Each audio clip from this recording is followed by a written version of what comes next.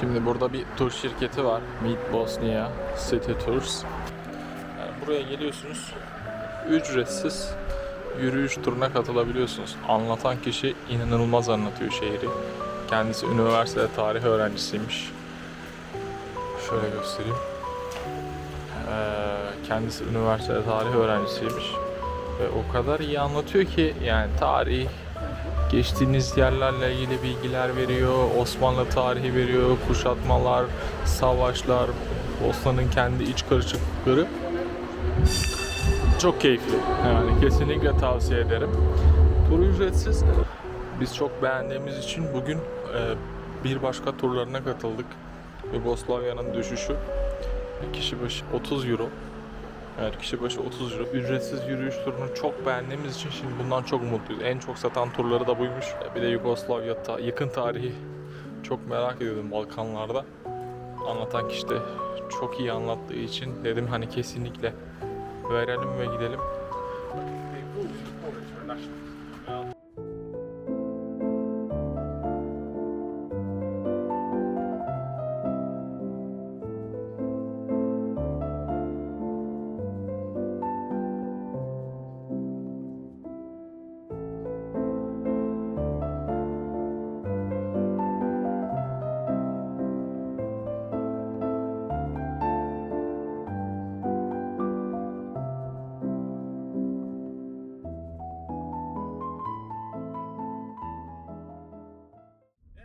Here is the Hotel Holding, and you'll see by the intersection down there when we pass the green building here, you will see, just please don't take pictures after we finish the Hotel Holding.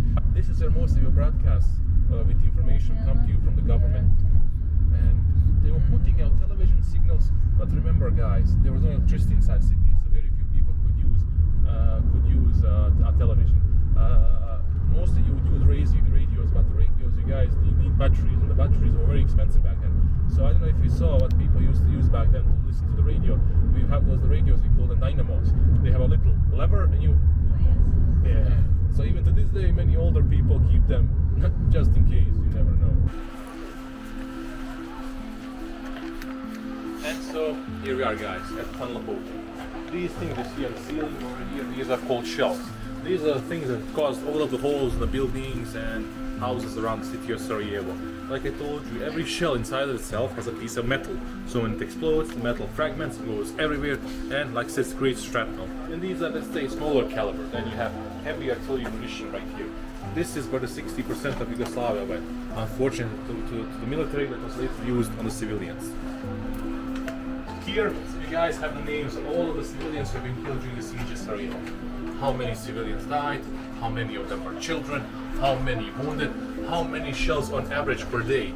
And what you see here is on average per day. It's again not very accurate because again it's on average per day. Some days had over 1,000, so this is quite a deceiving number.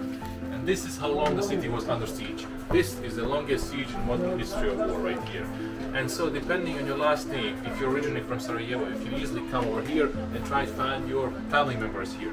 This is my last name. These are all my cousins who died here, right here. So anybody who is originally from Sarajevo can easily identify their family members. Bu adamın kuzenleri falanmış bunlarda. Herkesin soy ismi var. And here is the family who used to own this house. And this is where I have to explain to you why do we need the tunnel hole, why it was built, why are we here, why is it so important. The tunnel hole had one purpose, to connect the siege city of Sarajevo to the free territory of Bosnia. To get all the food, medicine, supplies, everything the city needs to the city, and also to get the wounded out of the city. That was the only reason to have the tunnel hole. And this family right here, Kolar family, were the original owners of the house. And basically guys, they have been very brave people because they allowed the army to use their house so they can build an exit out of the tunnel hole. As soon as they allowed the army to use their house became a target and they are still living here. And here are the original owners right here, Bahiro and Shida. Unfortunately, the husband passed away a few years ago, but the grandmother Shida, she's still alive. She's 96, she's still alive. And later when you guys see the footages, you'll see the grandmother Shida, what she was doing during war. Each time the soldiers were coming from the city, Shida would wait for them over here with a big bucket of water, well, canister of water, offering them water because you guys, so it's a long way to walk from the old town to get here. So she knew they would be tired and she would offer them water every time they were exiting. And you'll see her later. Evin sahipleri kullanmasına izin vermiş insan.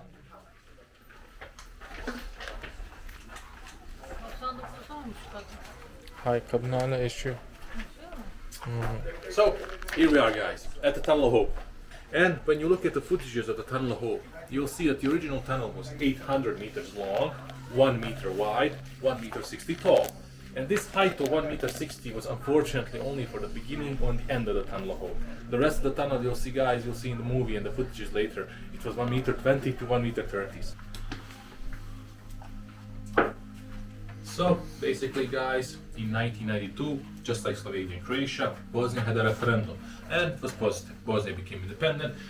Later, a couple of weeks later, joined the UN as an independent member. Once Bosnia became fully independent, this is where the war in Bosnia started. As soon as the war in Bosnia started, this is where the UN decided to place an embargo on Bosnia on importing weapons. So Bosnian civilians were fighting against the fourth strongest army in Europe at the time, and thanks to the UN embargo, they were not allowed to buy weapons legally. The situation was so bad thanks to UN embargo. The people in Bosnia had to convert companies that are making sewer pipes into making weapons. And these are some of the types of weapons they made. I don't know how much you know about guns, but the most important part of any functioning gun is inside the barrel. Those lines you see inside the barrel, in English they're called rifling. Rifling is there to make sure when you pull the trigger, the bullet exits the barrel and hits what you're trying to hit. And the ones you see over here, they don't have rifling. Like I told you, they're sewer pipes. Every time you pull the trigger, there's a chance the bullet is gonna get stuck, explode, hurt you, or even kill you. And this is what you would have first couple of years of war if you didn't have weapons, which most people didn't have. On the other side of the front line, you got this thing right here. This here is a copy of the most famous gun in the world, the famous Kalashnikov or the AK-47. The one you see here on the display, this is the Yugoslavian variant called the M70. And the M70 is even better than the original. People, laugh when I say they don't believe it. But again, quick Google search will show you why this one is better than the original. The M70, straight from the Yugoslavian factories, comes with the upgrades built to the original design. Better materials used, 7.62 millimeter round, really big bullet, 30 bullets per magazine, fully automatic, and the model you see over here has an effective range of 400 meters. So the soldier can get you accurately with a full burst of almost 400 meters. And then you guys can make comparisons. You got civilians with these lead pipes that can easily injure them than can the enemy soldier, and then you have a trained soldier with this machine that can get you accurately for almost half a kilometer. And keep in mind, guys, that soldier using the M70, he has all the bullets he can ever use in his entire life because he controls the Yugoslav army barracks. And the UN statistics showed us that Yugoslav army with the paramilitary could have kept the city of Sarajevo surrounded at least another 10 years with no reinforcements or supplies. That's how much weapons, munitions, everything they had just, waiting to be used in the city. The city is just over there.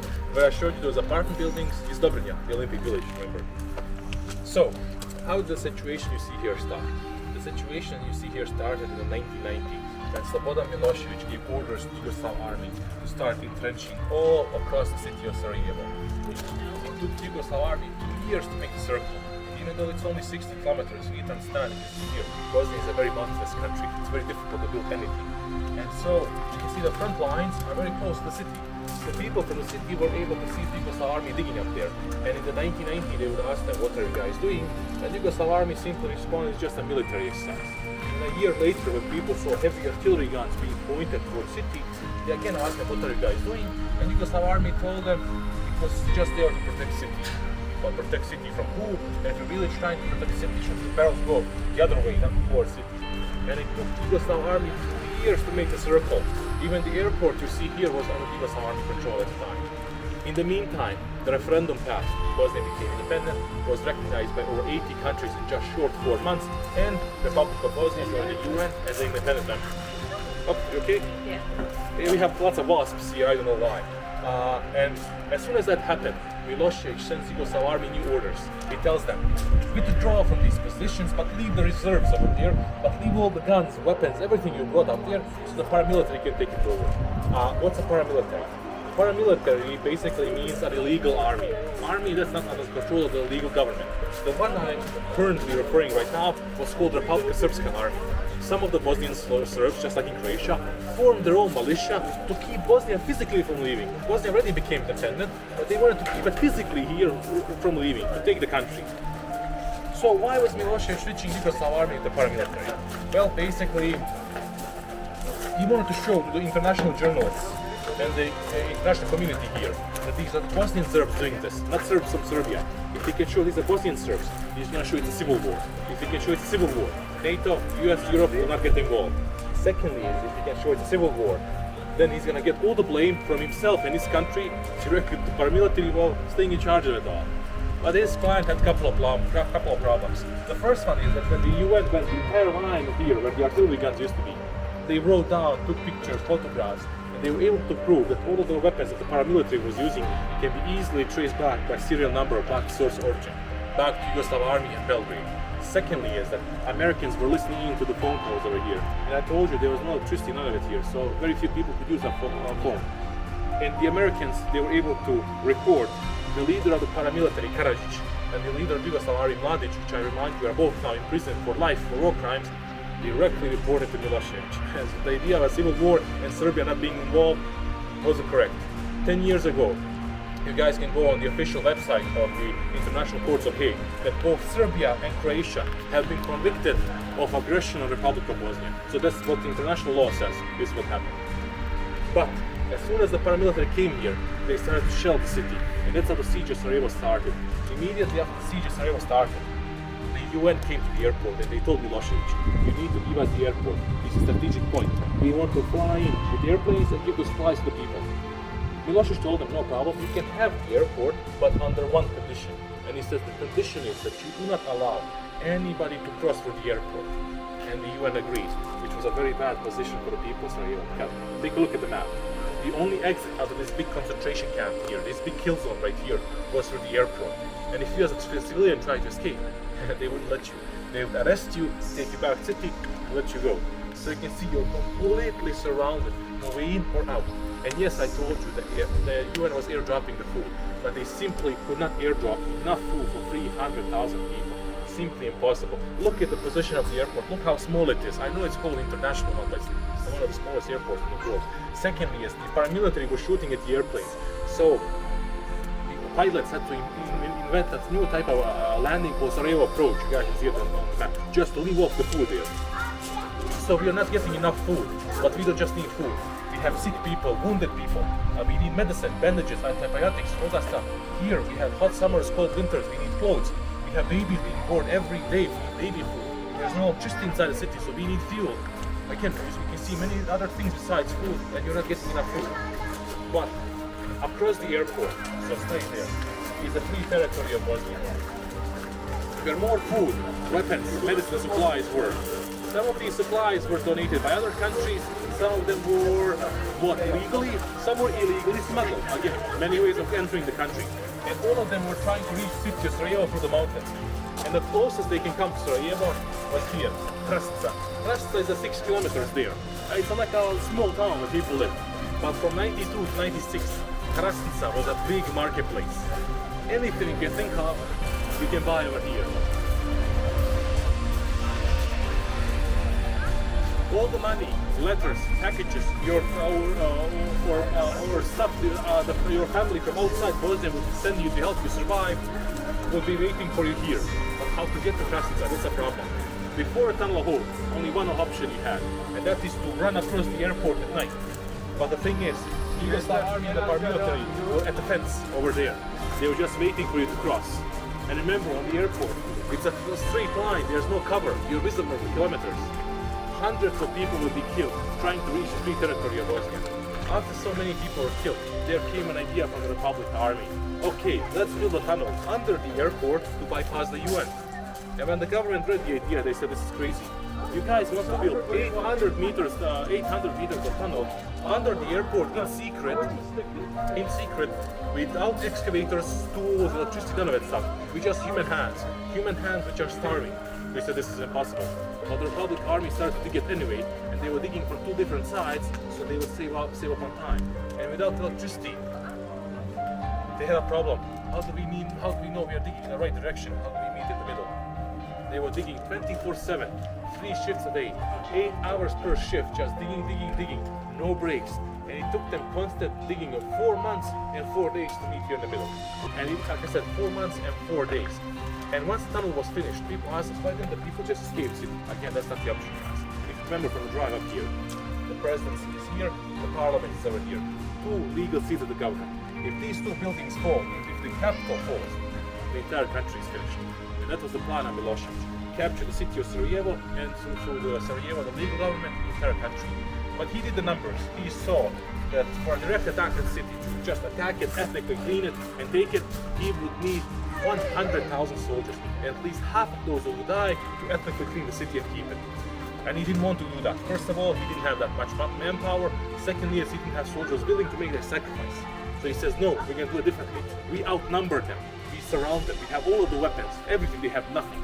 We're going to surround them, make life impossible in the city of Sarajevo, and they give up by themselves. 4 years before this started, in the 1980s, the Yugoslav army with Milosevic, they have done research on a subject called, you guys can find it on Google, it's called How Long Can a Modern City Survive Under Siege? So they actually done research on this 4 years before it started. And it's their research that you can find on Google. It's this research that shows that the city of Sarajevo in these conditions can survive between 15 to 45 days. That's what the Bosnian Serbs who left to join the paramilitary were told. You can be only here 15 to 45 days, then the city is gonna fall. A year passes. 2, 3, 4. The city does not fall. 1993, 30th of July, the Tunnel of Hope is finally finished. People were able to get the wounded out and the supplies and weapons in to start defending this city. And this is why we call it the Tunnel of Hope and Tunnel of Light. Basically, guys, here we are at the Tunnel of Hope. This part of the tunnel has been repaired a couple of years ago, and today we use it as a replica. The reason why we call it a replica is because it's taller, wider, cleaner. You can see there's no water, and it has real ventilation, as you can see over there, and you'll feel it when we pass through. And instead of going 800 meters, we can only access 100 meters. But keep in mind, guys, when we go for these 100 meters of this really nice tunnel, you guys are not going through water, and you're not carrying 20-25 kilograms on the back like the people in the movie are. So this is the closest experience we can give you without you getting injured or anything like that. So keep that in mind. Here behind me are miners and engineers. Without their expertise, the Tunnel of Hope would never be a possibility. Here are their quotes. They are in English, Bosnian, and Turkish. You guys can take a picture if you want and then read them later. We're gonna slowly go through the Tunnel of Hope and you guys follow me. Again, remember what I told you, watch your head, and we're gonna look to see how these 100 meters feel like.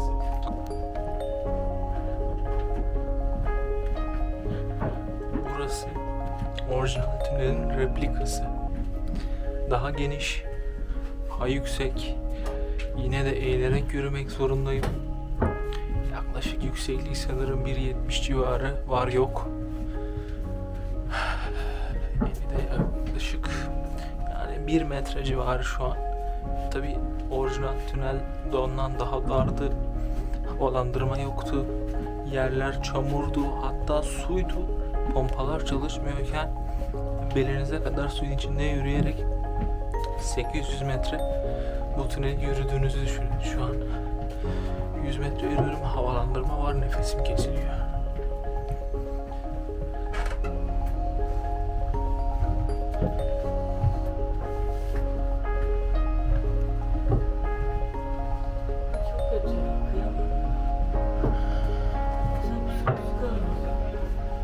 Evet, zaten kuşatma bittiğinde hayatta kalan bu şehirdeki insanlar tamamen akıl sağlıklarını koruyamıyorlar. Yani şu an bile o dönemden yaşayan insanlar çok gerginler, sinirliler.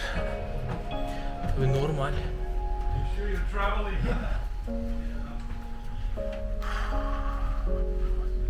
Çok zor. I don't know if you guys heard the YouTube song about this competition. It's called Mr. Sarajevo. You can find it on YouTube.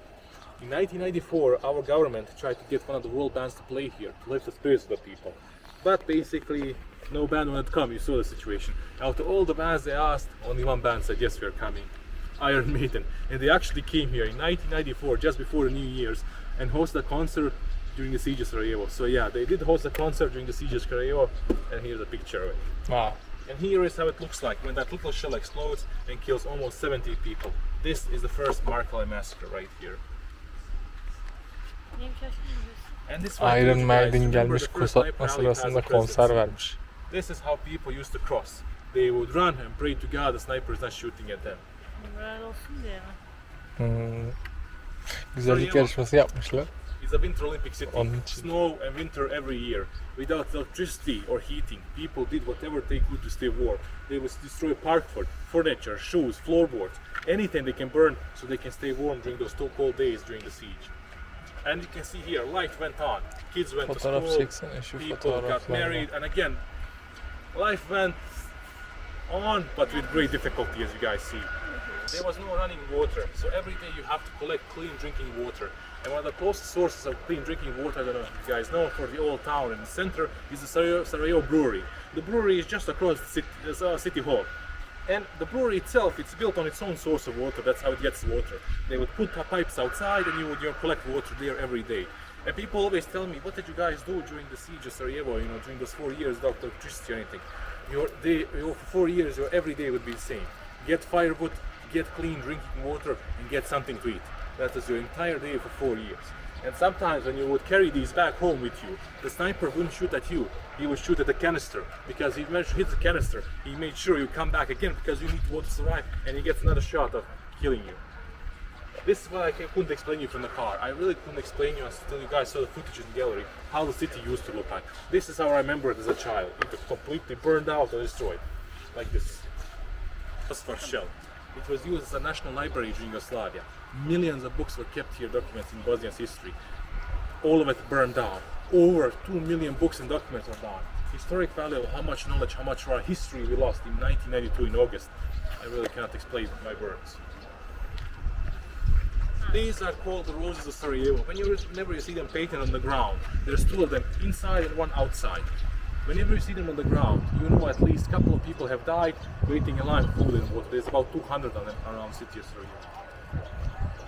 This is what I was trying to explain to you at Yellow Fortress, how Yugoslavia used to look like. It was a unity of 6 socialist republics: Slovenia, Croatia, Bosnia, Serbia, Montenegro, and Macedonia. Buraya araçla da gelebiliyor, teleferikle de gelebiliyorsunuz.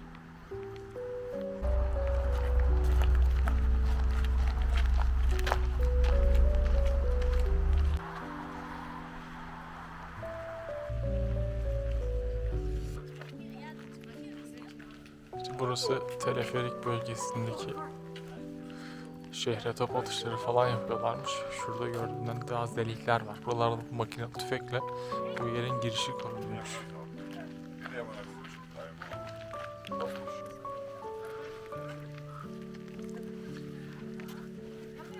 Şu an burası grafiticilerin ve bisiklet süren çocukların mekanı olmuş. 2 kere kullanılmış. Bir tanesi olimpiyatlarda, biri de yerel bir yarışma.